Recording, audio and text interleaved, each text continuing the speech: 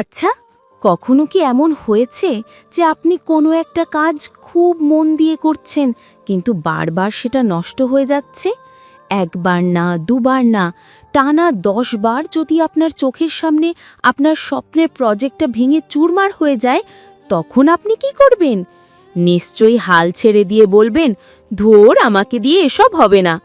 কিন্তু আজ আমি আপনাদের এমন একজনের গল্প শোনাবো যার জেদ বা পাগলামি যাই বলুন না কেন সেটা ছিল পাহাড়ের মতো শক্ত। সে জানত না থামা কাকে বলে। পুরো পৃথিবী যখন ভাবছে সে হেরে গেছে, তখন সে নিঃশব্দে তৈরি হচ্ছিল তার শেষ দান চালার জন্য।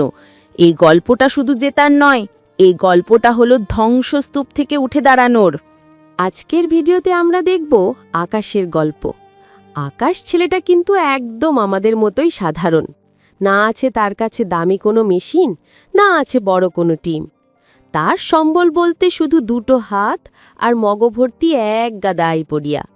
আকাশের শখ ছিল জঙ্গলের ভেতরে সম্পূর্ণ প্রাকৃতিক উপাদান দিয়ে, মানে শুধু বাঁশ, কাঠ আর কাদামাটি দিয়ে এমন একটা গোপন আস্তানা তৈরি করা, যেটা দেখলে মনে হবে এটা মানুষের তৈরি নয়, বরং প্রকৃতিরই একটা অংশ। কাজটা শুনতে যতটা রোম্যান্টিক লাগছে, করতে গেলে কিন্তু ঘাম ছুটে যাওয়ার অবস্থা। আকাশ যখন প্রথম দিন কোদাল হাতে জঙ্গলে ঢুকল, ওর চোখে ছিল অনেক স্বপ্ন। ও ভেবেছিল হয়তো দিন তিনেকের মামলা, একটা সুন্দর কুঁড়েঘর দাঁড়িয়ে যাবে। কিন্তু প্রকৃতি যে এত সহজে কাউকে জিততে দেয় না, সেটাও তখনও বুঝত না। শুরুটা হলো মাটি খোঁড়া দিয়ে। আপনারা যারা এসব ভিডিও দেখেন তারা জানেন যে ভিত শক্ত না হলে পুরো ঘরটাই তাসের ঘরের মতো ভেঙে পড়ে। আকাশ ঠিক করলো ও মাটির নিচে একটা গোপন চেম্বার বানাবে, আর তার ওপরে থাকবে সুন্দর একটা বাঁশের ঘর। প্রথমবার যখন ও গর্ত খুঁড়তে শুরু করলো, মাটির নিচে বড় একটা পাথরের চাইয়ে আটকে গেল। প্রায় 2 দিন ধরে সেই পাথর সরানোর চেষ্টা করে যখন ও ব্যর্থ হলো, তখন জায়গাটা বদলাতে হলো। এটা ছিল প্রথম ধাক্কা। নতুন জায়গায় কাজ শুরু করলো, বাঁশ কেটে সাইজ করে খুঁটি পুঁতল। কিন্তু সমস্যা হলো বাঁশের বাঁধন নিয়ে। ও যে লতাগুলো ব্যবহার করেছিল সেগুলো রোদে শুকিয়ে ঢিলে হয়ে গেল। 3 দিনের মাথায় পুরো স্ট্রাকচারটা এক পাশে হেলে পড়ল। আকাশ কিন্তু দমে গেল না। ও ভাবল, ভুল থেকেই তো মানুষ শেখে। এরপর শুরু হলো বৃষ্টির খেলা। আমাদের এই গল্পে বৃষ্টি অনেকটা ভিলেনের মতো। আকাশ যখন ষষ্ঠবারের মতো দেয়াল গাচ্ছে, কাদা আর খড় মিশিয়ে একটা দারুণ প্রলেপ লাগিয়েছে, ঠিক তখনই নামলো অঝোর ধারায় বৃষ্টি। কোনো ছাউনি ছিল না, তাই চোখের সামনে ওর এত কষ্টের মাটির দেয়াল গলে গলে পড়ে যেতে লাগলো। আপনারা বিশ্বাস করবেন না, ও তখন বৃষ্টির মধ্যে দাঁড়িয়ে শুধু তাকিয়েছিল। কোনো রাগ নয়, কোনো কান্না নয়, শুধু একটা নিস্তব্ধ জেদ কাজ করছিল ওর ভেতরে। অনেকে হয়তো ভাবছেন, এতবার ব্যর্থ হওয়ার পর মানুষ কেন একই কাজ করে? আসলে কি জানেন, বিশ্বের সবচেয়ে আশ্চর্যজনক মাটির ঘর বা এই ধরনের জিনিস যারা বানায়, তাদের নেশাটা অন্য লেভেলের হয়।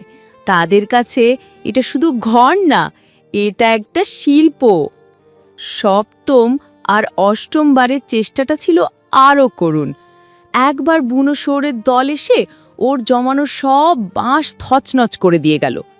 আরেকবারও নিজেই ভুল ক্যালকুলেশন করে ছাদ বানাতে গিয়ে দেখল মাঝখানের ভারটা খুঁটিগুলো নিতে পারছে না, মটমট করে ভেঙে পড়ল সব। তখন ওর বন্ধুরা, এমনকি গ্রামের মানুষরাও বলা বলি শুরু করলো, আকাশ, বাদ দে সব, তোর দ্বারা হবে না। কিন্তু আকাশ একটা কথা খুব বিশ্বাস করত, যেটা আমাদের আজকের ভিডিওর মূল মন্ত্র। 10 বার ব্যর্থ হলেও 11তম বারেই সে জিতে গেল। এই বিশ্বাসটাই ওকে বাঁচিয়ে রেখেছিল। 9ম বারের চেষ্টায় ও প্রায় সফল হয়ে গিয়েছিল, ঘরটা দাঁড়িয়েও গিয়েছিল। কিন্তু সমস্যা হলো ওই পোকা। ও বাঁশগুলোকে প্রসেস করতে ভুলে গিয়েছিল। ফলে সপ্তাহ ঘুরতে না ঘুরতে নিচ থেকে পোকা পুরো ঘরটাকে ফোঁপড়া করে দিল। ও যখন ভেতরে ঢুকলো, দেখল ওপর থেকে ঝুরঝুর করে গুঁড়ো পড়ছে। নিজের হাতে বানানো স্বপ্নে ঘুণ ধরতে দেখা যে কতটা কষ্টের, সেটা শুধু সেই বোঝে যে সৃষ্টি করে। 10বার, এটাই ছিল ফাইনাল ব্লো।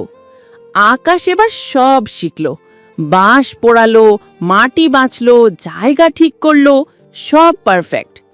কিন্তু এবার কাল হলো ঝড়। হঠাৎ কালবৈশাখীর ঝড়ে ওর অর্ধেক তৈরি ঘরটা উড়ে গিয়ে পড়ল দূরের ঝোপে। ওই দিন আকাশ মাটিতে বসে পড়েছিল, ওর হাত পা ছলে গেছে, নখগুলো কালচে হয়ে গেছে কাদা আর রক্তে, শরীরে আর কোনো শক্তি অবশিষ্ট নেই। মনে হচ্ছিল এবার বোধহয় শেষ, এবার বোধহয় বাড়ি ফিরে যাওয়াই ভালো। কিন্তু গল্পের আসল ম্যাজিক তো এখানেই। পরের দিন সকালে আকাশ আবার কোদালটা হাতে নিল। ওর চোখে আর সেই রঙিন স্বপ্ন নেই, আছে ঠান্ডা এক প্রতিজ্ঞা।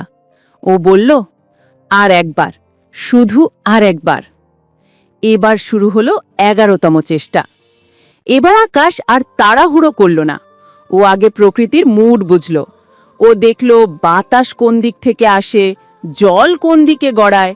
ও মাটির নিচে ড্রেনেজ সিস্টেম বানালো, যাতে বৃষ্টি হলেও জল জমে ভিত নরম না হয়। বাঁশগুলোকেও আগুনে পুড়িয়ে নিল, যাতে পোকা না ধরে। কাদার সাথে মিশিয়ে দিল বিশেষ আঠালো গাছের রস। আপনারা ইউটিউবে হয়তো মাটির নিচে গোপন ঘর তৈরির গল্প বা ভিডিও অনেক দেখেছেন, কিন্তু আকাশের এই প্রসেসটা ছিল সম্পূর্ণ আলাদা। ও কোনো টাইম ল্যাপস বা ফাস্ট ফরওয়ার্ডের মতো কাজ করেনি। ও প্রতিটি গিট, প্রতিটি কাদার প্রলেপ দিয়েছে পরম মমতায়। মনে হচ্ছিল ও ঘর বানাচ্ছে না, কোনো শিশুকে বড় করছে। দিন গড়িয়ে রাত হলো, রাত গড়িয়ে আবার দিন। আকাশ থামল না। ওর শরীর ব্যথায় টনটন করছে, কিন্তু মনের জোর সেটাকে পাত্তাই দিল না। চারপাশের মানুষ যারা হাসাহাসি করত, তারা এবার দূর থেকে দাঁড়িয়ে অবাক হয়ে দেখতে লাগল, কারণ ধ্বংসস্তূপের ওপর দিয়ে এবার সত্যিই কিছু একটা মাথা তুলে দাঁড়াচ্ছে। অবশেষে সেই মুহূর্তটা এলো। ছাদটা যখন ও বসাচ্ছিল, তখন বাতাস একদম শান্ত ছিল। শেষ বাঁধনটা দেওয়ার পর আকাশ নিচে নেমে এলো। ও কয়েক পা পিছিয়ে গেল। সামনে যে দাঁড়িয়ে আছে সেটা কোনো সাধারণ কুঁড়েঘর নয়, এটা একটা কেল্লা, প্রকৃতির সাথে যুদ্ধ করে জেতা একটা ট্রফি। বাঁশের নিখুঁত বুনন, মসৃণ মাটির দেওয়াল, আর ওপরে ছন আর পাতার ছাউনি, সব মিলিয়ে সেটা লাগছিল যেন রূপকথার কোনো ছবি। আকাশ এগিয়ে গিয়ে দরজায় হাত রাখল, খুব আলতো করে, যেন বিশ্বাসই হচ্ছে না এটা সত্যি। 10 বার যে হাতগুলো শুধু ভাঙতে দেখেছে, সেই হাতগুলোই আজ সৃষ্টি করেছে। ও ভেতরে ঢুকল। মাটির নিচে ঠান্ডা পরিবেশ, ওপরে সুন্দর ভেন্টিলেশন দিয়ে আলো আসছে। ও মেঝেতে শুয়ে পড়ল। এই শান্তিটার জন্যই ও এতগুলো দিন লড়াই করেছে। আসলে বন্ধুরা, আমাদের জীবনটাও তো আকাশের এই প্রজেক্টের মতোই। আমরা কোনো বিজনেস শুরু করি, লস খাই, পড়াশোনায় খারাপ করি, রিলেশনশিপে ধাক্কা খাই, তখন মনে হয় সব শেষ, মনে হয় আমার কপালে সুখ নেই। কিন্তু আকাশ আমাদের শিখিয়ে দিল, ব্যর্থতা মানে শেষ নয়। ব্যর্থতা মানে হলো আপনি জাস্ট একটা উপায় খুঁজে পেলেন যেটা কাজ করে না। আকাশ যদি 10বারের পর থেমে যেত, তাহলে ও শুধুই একজন ব্যর্থ মানুষ হিসেবে পরিচিত হতো।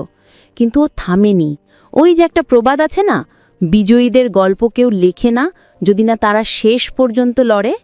আকাশ লড়েছিল এবং প্রমাণ করে দিল যে জেদ আর ধৈর্যের কাছে প্রকৃতিও হার মানতে বাধ্য। ওর এই ঘরটা শুধু থাকার জায়গা নয়, এটা একটা মেডেল।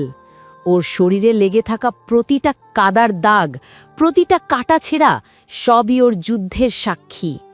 ভিডিওতে আপনারা দেখতে পাচ্ছেন ঘরটা কতটা মজবুত হয়েছে। এখন যদি ঝড়ও আসে, বৃষ্টিও হয়, আকাশ জানে ওর সৃষ্টি অটুট থাকবে, কারণ এবারের ভিতটা শুধু মাটিতে নয়, ওর অভিজ্ঞতার উপর দাঁড়িয়ে আছে।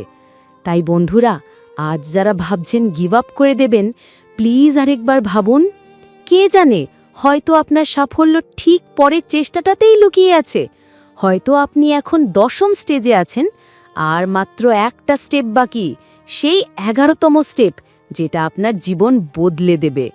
আকাশের এই হার না মানার গল্পটা যদি আপনার বুকের ভেতর একটুও সাহস জাগিয়ে থাকে, যদি মনে হয় যে হ্যাঁ আমিও পারবো, তাহলে এই ভিডিওটা সার্থক।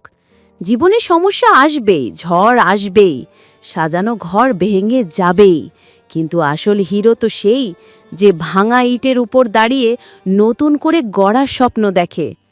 ভিডিওটি ভালো লাগলে অবশ্যই একটা লাইক করবেন, এতে আমার উৎসাহ বাড়ে। আর এই ধরনের আরও অনুপ্রেরণাদায়ক এবং রোমাঞ্চকর গল্প শুনতে এখনই সাবস্ক্রাইব করে ফেলুন আমাদের চ্যানেল। পাশে থাকা বেল আইকনটি বাজিয়ে দিতে ভুলবেন না, যাতে আমাদের পরবর্তী গল্পের নোটিফিকেশন সবার আগে আপনার কাছে পৌঁছায়। দেখা হবে পরের ভিডিওতে। ততক্ষণ পর্যন্ত ভালো থাকুন আর নিজের স্বপ্নের ওপর বিশ্বাস রাখুন। ধন্যবাদ।